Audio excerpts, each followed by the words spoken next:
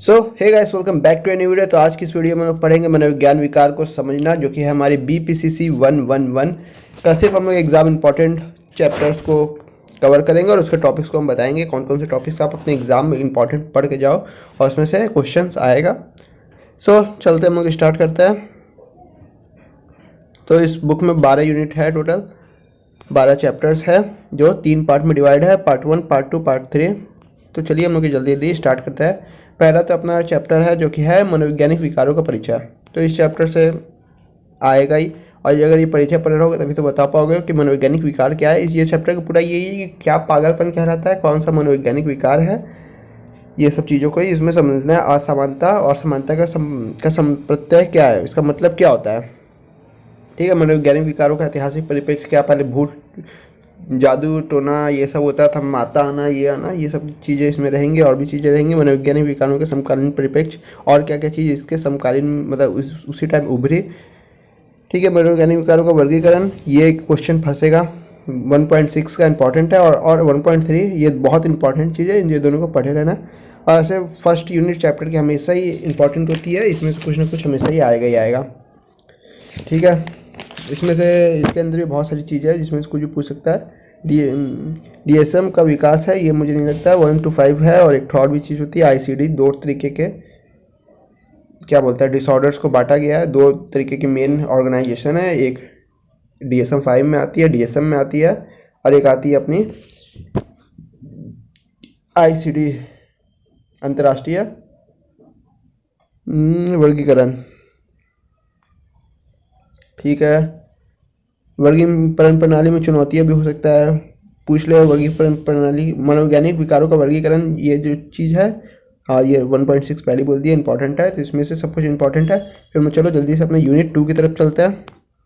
ये 2 चीज़ बहुत इंपॉर्टेंट है, और असमानता और क्या है मनोवैज्ञानिक विकारों को क्या है, ये भी इंपॉर्टेंट है। 3 चीज़ टोटल फर्स्ट यूनिट में इंपॉर्टेंट है, बाकी आप स्किप करके दूसरे चैप्टर पर पढ़ाई कर सकते हो, क्योंकि अब लास्ट टाइम आप लोग वीडियो देखते हो तो मानी बात है उसी हिसाब से ही आप लोग पढ़ो कि आप लोग बहुत अच्छे से मार्क्स ले आओ। और जैसा कि मैंने इससे पहले वीडियो में बताया था कि अगर आप पढ़ के जा रहे हो मनोवैज्ञानिक विकारों के कारण और जोखिम कारक, ठीक है, और इसी से रिलेटेड कुछ कारक वाला क्वेश्चन आ गया, तो कारक में वही होता है जैविक कारक, मनोसामाजिक कारक और अनुवांशिक कारक, ऐसे कुछ कुछ इंपॉर्टेंट कारक होते हैं। यह सब जगह कॉमन ही चलते हैं। अगर आप कहीं भूल जाते हो कोई चीज़ या किसी कॉन्सेप्ट को, तो आप उससे रिलेटेड अन्य चीज़ें जो जानते हो वो पेपर में भर करके लिख के आया करो, और अच्छे से अच्छे मार्क्स में मिलेंगे।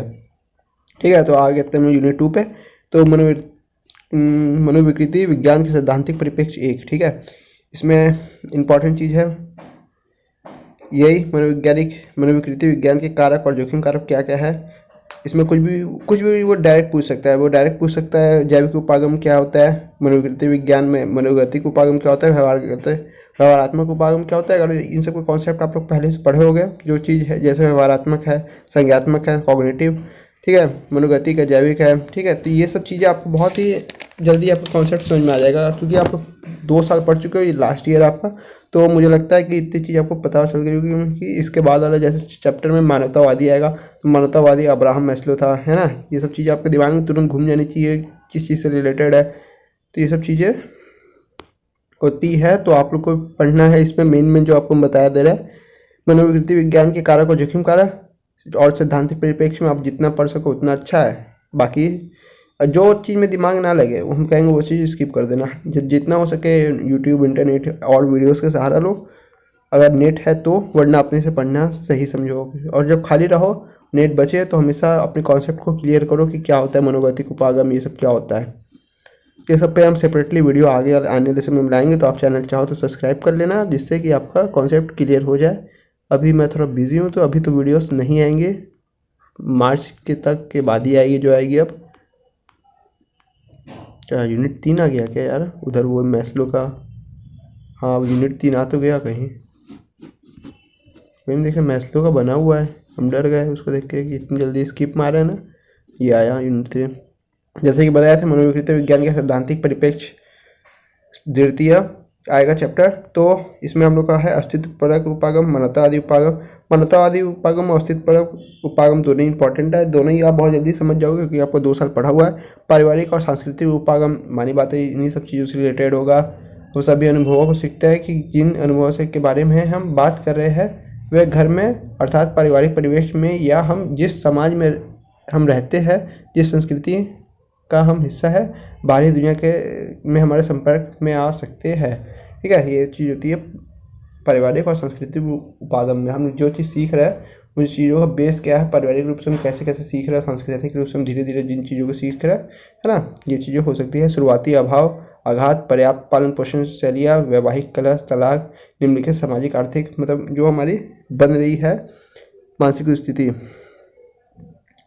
ठीक है, तो इसमें आता है जैव मनोसामाजिक उपागम, कोई इंपॉर्टेंट नहीं है, सब छोड़ दो, तुम बस मानवतावादी अस्तित्व परक उपागम पढ़ लेना, समझ लेना कॉन्सेप्ट। और पारिवारिक और सांस्कृतिक उपागम हम कहेंगे उतना चांस तो नहीं है, लेकिन पूछने में कुछ पूछ सकता है। ठीक है, हम लोग चलते हैं अपना यूनिट 4 की तरफ। किधर गया यूनिट 4?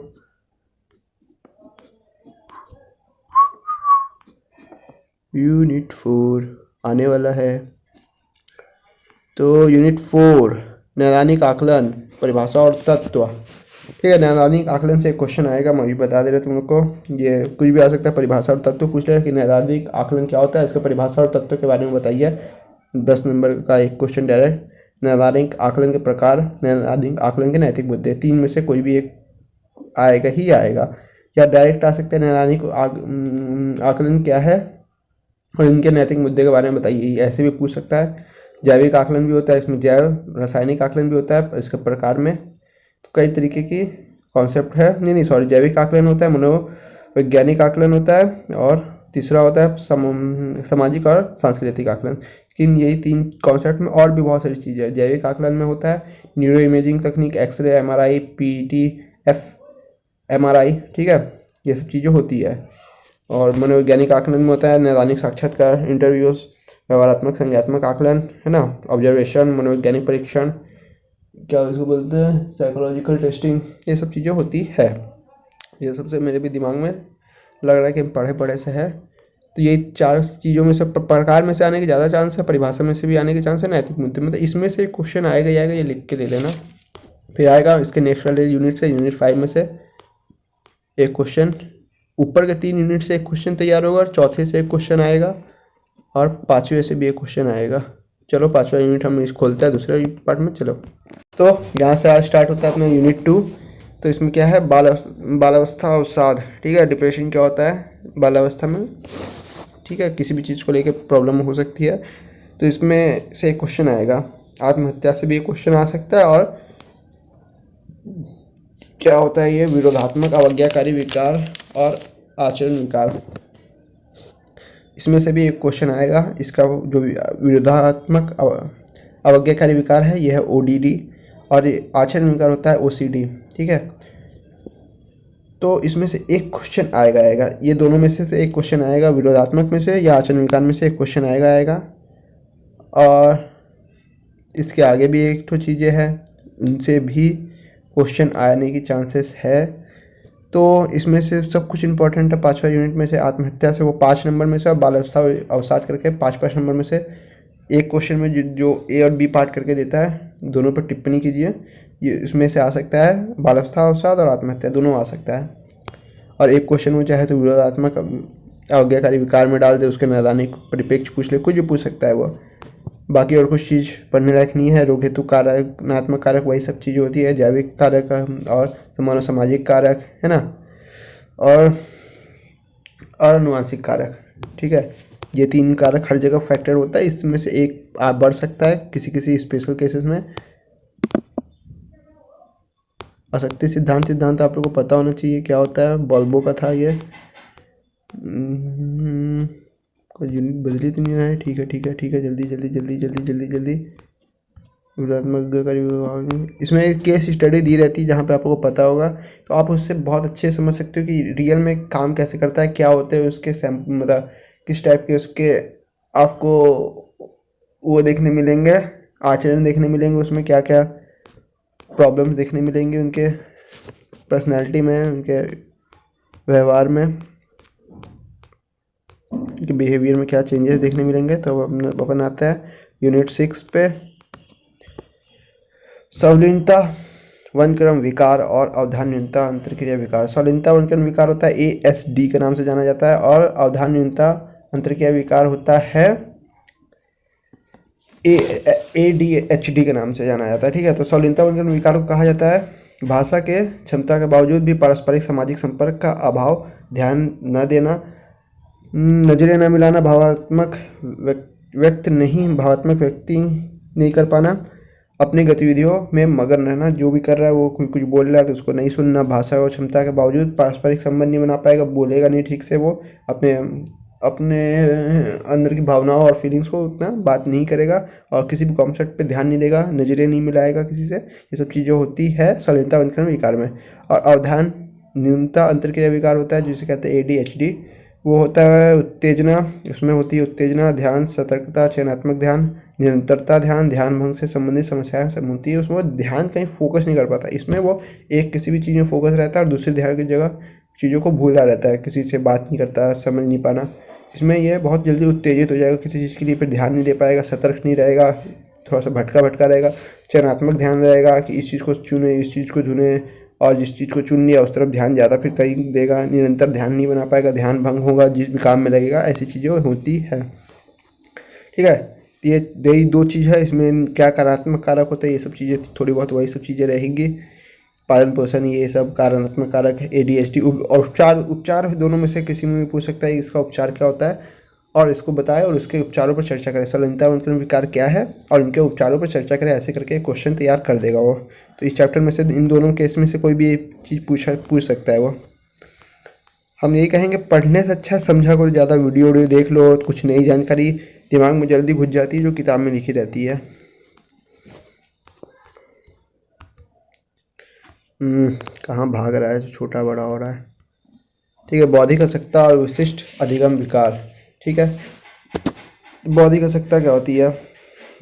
औसत से कम बौद्धिक क्षमता जो होती है उसे बौद्धिक अशक्तता कहते हैं। मतलब तुम्हारा दिमाग अभी जो तुम्हारी वास्तविक एज है 10 साल, मान लो तुम्हारा दिमाग भी 10 साल की स्थिति में होना चाहिए। किसी का अधिक तेज होता है तो वो लोग ब्रिलियंट माइंड कहलाते हैं, और कुछ लोग का कम होता है, उन्हीं को कहते हैं बौद्धिक अशक्तता। अनुकूली व्यवहार नहीं कर पाना, ब्रश नहीं कर पाना, जूते की बरसी नहीं बांध पाना, ये सब चीज़ें होती है। विशिष्ट अधिगम विकार, इसमें सीखने के लिए कुछ स्पेशल चीज़ें रहती है, जैसे कि तो तारे ज़मीन वाला केस अगर आपने पिक्चर देखी हो, वो 2 और 3 को जोड़ने के लिए उसको, जो कि बहुत सिंपल सवाल था उसकी एज में सब लोग कर ले रहे थे 2 और 3 को जोड़ने के लिए, तो वो उसको जियोग्राफी से जोड़ ले रहा था और दूसरे प्लेनेट को पकड़ के तीसरे प्लेनेट से भिड़ा देता था, और जो प्लेनेट टूट जाता था वो हार जाता था, और जो बच जाता था वो संख्या लिख देता था। तो ऐसी चीज़ें होती है, हंसना नहीं चाहिए किसी भी बात पे।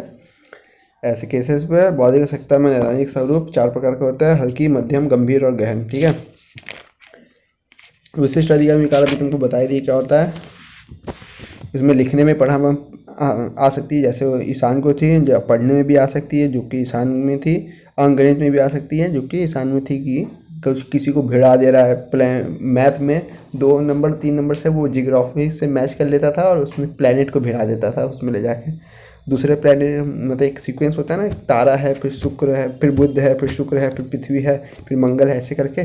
तो उसमें वो करता था कि 2 है तो दूसरे वाले शुक्र को पकड़ लिया और ले जाकर मंगल में भिड़ा दिया चौथे नंबर में। तो ऐसे करके कैलकुलेशन करता था 2 + 3 की। फिर आया अपना यूनिट चलते आगे के चैप्टर पे। यूनिट 8 है हम लोग का दूसरे में। तो चलो दूसरा ओपन करते हैं।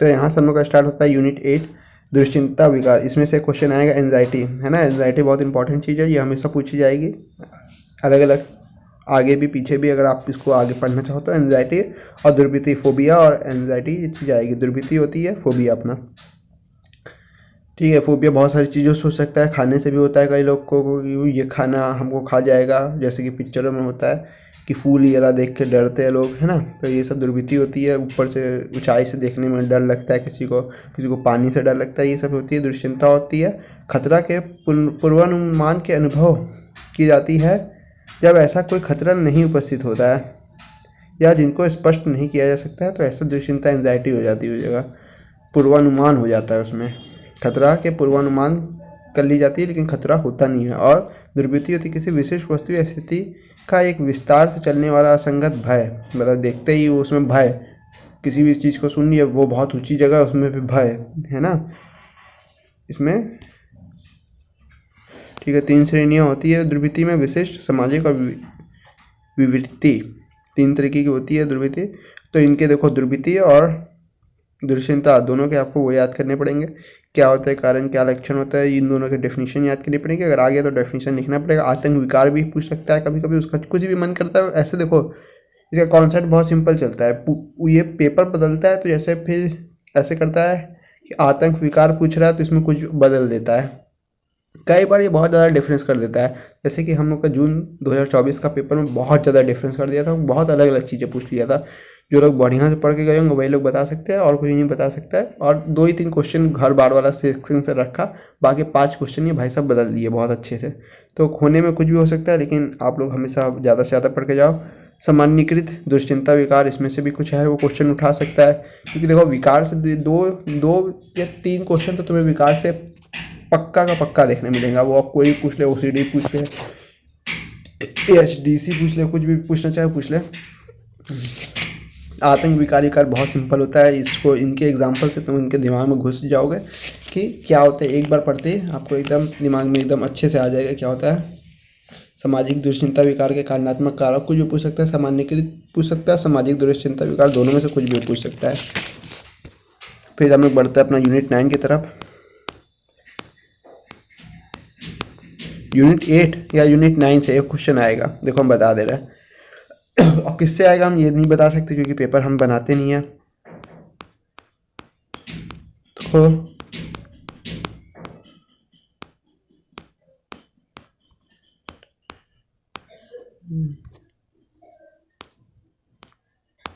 चलो यार जल्दी जल्दी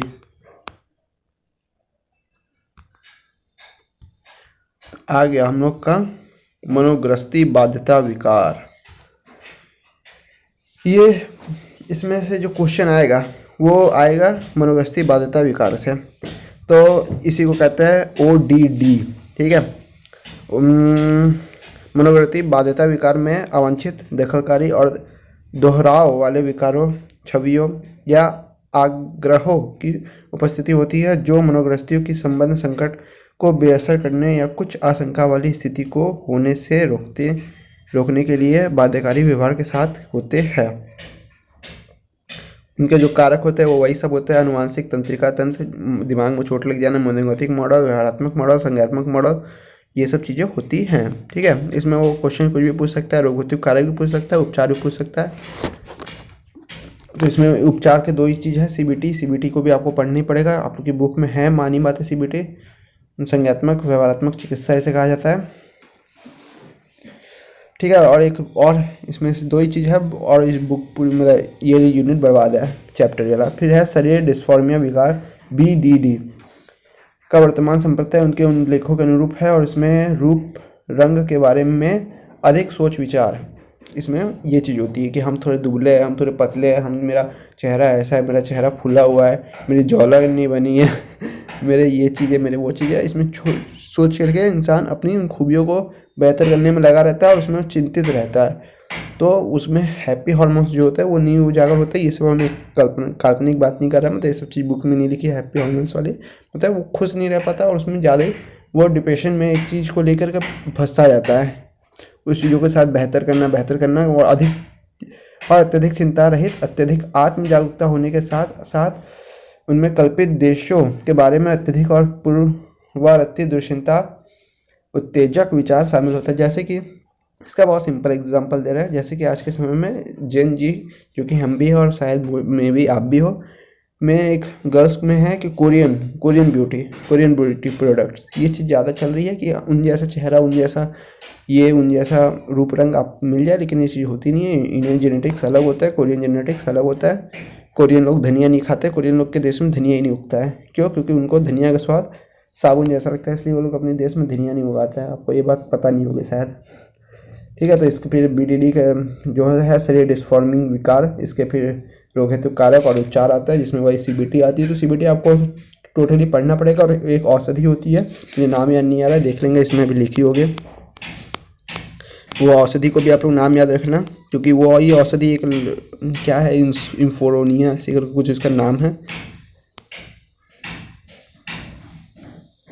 ये तो DSM-5 चल रहा है, सारांश आ गया।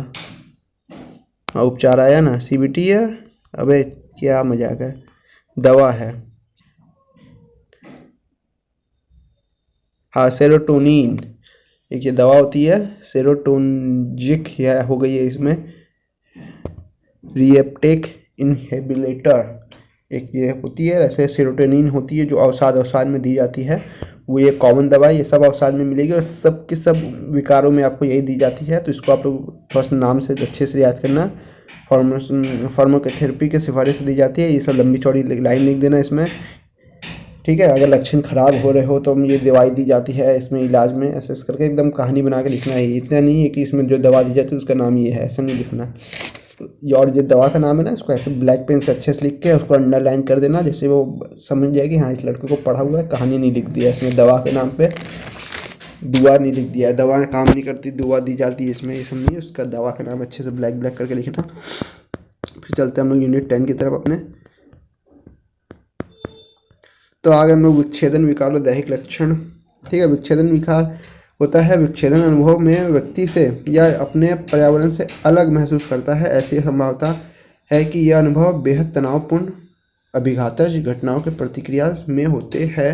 मतलब कोई ऐसी घटना घट गई हो उसके साथ, बाढ़ की, पहाड़ धंसने की, गिरने की, सुनामी देख लिया हो, भूकंप देख लिया हो, तो उसे एक अलग तरीके का मौसम में अनुभव देखने मिलता है, या उससे रिलेटेड मौसम में वो उस तरीके की बहुत ज़्यादा तनावपूर्ण और बेहद अभिघातज घटनाओं को समझने लगता है कि यही घटना घटने वाली हो, और बहुत ज़्यादा डर जाता है, सहम जाता है और ये अवसाद में पड़ जाता है और घर से नहीं निकलता। बिजली कड़कने से बिजली गिरना देख लेता है, जो ऐसे होता है, ठीक है। इसी का उपचार, नैदानिक वितरण, रोग हेतु कारक और उपचार, ये सब चीज़ें। दैहिक लक्षण और संबंधित विकार, इससे भी कुछ होता है। दैहिक लक्षण विकार होता है, बीमारी दुश्चिंता विकार आती है इसमें। ये सब चीज़ें कुछ खास नहीं है, ये सब चीज़ पूरी आप छोड़ सकते हो। विच्छेदन विकार तक पढ़ लेना, दैहिक लक्षण विकार फेंक देना उठा के कहीं। फिर हम लोग का लास्ट यूनिट बचा यूनिट 11, तो यूनिट 11 की तरफ अपन चलते हैं, क्योंकि अपने लोग को उतनी पढ़ना है जितने में से पूरा 8 क्वेश्चन करना तो है नहीं, 8 में से 5 ही करना है। तो उतना पढ़ो कि 5 तो अटैम्प्ट आराम से कर लो, ना कि 8 में कन्फ्यूज हो जाओ कि ये वाला ज़्यादा पढ़ा है कि ये वाला ज़्यादा पढ़ा है। आहार और भोजन विकार, इसमें से क्वेश्चन आएगा, मैं अभी बता दे रहा है इसमें। लेकिन 2 चीज़ें हैं, एनोरेक्सिया नर्वोसा और बुलिमिया नर्वोसा। ये चीज़ों के बारे में ऐसे ही लिखना पड़ेगा, तुम ये चीज़ें मत याद करने देना। एनोरेक्सिया के बारे में धुआ क्या है, क्षुधा अभाव और क्षुधातिशयत्वा। इसमें एक में होता है अधिक खाना खाना और एक में होता है कम खाना खाना, दोनों वेट से रिलेटेड होता है, पहले बता दे रहे, ठीक है। आहार विकार 3 प्रकार का होता है, भोजन विकारों के विपरीत विशेष रूप से एनोरेक्सिया नर्वोसा और बुलिमिया नर्वोसा, जिनमें आहार, शरीर और विपरीत क्षुधा अभोज्य पदार्थ को भी खाने की विकृति होती है। दूसरा होता है रूमिनेशन विचार, किसी विचार के बारे में बार बार जाना या चिंतन करते रहना कि ये चीज़ें खानी है, ये चीज़ें खानी है, ये चीज़ खानी है। होता है परिहारक प्रतिबंधात्मक भोजन सेवन विकार, तो ये 3 होते हैं इसमें मेन। फिर होता है क्षुधा अभाव और एनोरेक्सिया नर्वोसा, वजन बढ़ने का डर होता है इसमें। फिर होता है बुलिमिया नर्वोसा, इसमें अधिक भोजन करना, ज़्यादातर जंक फूड ठूसना कि हमारा वजन नहीं बढ़ रहा है। इसमें बहुत सारी चीज़ें हो सकती है, असहज महसूस होता है और खाने से बहुत सारी उदासी हो सकती है, बीमार पड़ सकती हो। खाने के भी यार एक होता है अनियंत्रित भोजन विकार, उसी का चीज़ है। तो ये चैप्टर बस इतना ही है। तो बुलिमिया नर्वोसा और ये चीज़ आप पहले भी पढ़े होंगे, तो इसमें बस जो पढ़ने वाली चीज़ है वो है अनियंत्रित भोजन विकार। इसमें से एक क्वेश्चन आएगा और इसमें से कुछ भी पूछ सकता है। अनियंत्रित भोजन विकार पूछ ले, उसके उपचार पूछ ले, कुछ भी पूछ सकता है। तो मिलता है। अच्छा, एक यूनिट और है, 12 भी तो है। तो 12वीं यूनिट है अपनी तनाव अभिघातज और मनोविकृति के ऊपर। चलो जल्दी, ये वीडियो लंबा होता जाए और ये आप लोग के लिए अच्छा नहीं है, आप लोग को भी बहुत पढ़ना है। तनाव का संप्रत्यय क्या है, ठीक है। तनाव का संप्रत्यय से तनाव से एक क्वेश्चन आ सकता है, अभिघात से भी आ सकता है। तनाव का संप्रत्यय क्या है, एक ये आ सकता है। और तनाव का संप्रत्यय क्या है, तनाव अभिघात जो मनोवैज्ञानिक विकारों को बताया, ऐसा आ सकता है। तीव्र तनाव क्या होता है, तीव्र तनाव विकार क्या होता है, पूछ सकता है। तनाव आप पढ़ लेना और अभिघातज पढ़ लेना, उसके आगे कुछ मत पढ़ना, बाकी सब बकवास है। समायोजन विकार एक चीज़ है, कहाँ है, समायोजन विकार 12.5 में है। चलो छोड़ दो, समायोजन विकार छोड़ दो, तीव्र तनाव विकार छोड़ दो, उत्तर अभिघातज तनाव विकार छोड़ दो, बस तनाव को पढ़ लेना, अभिघात को पढ़ लेना, ठीक है। तो गाइस मिलते हैं नेक्स्ट वीडियो में। वीडियो को लाइक और चैनल को सब्सक्राइब कर देना। Tata bye bye.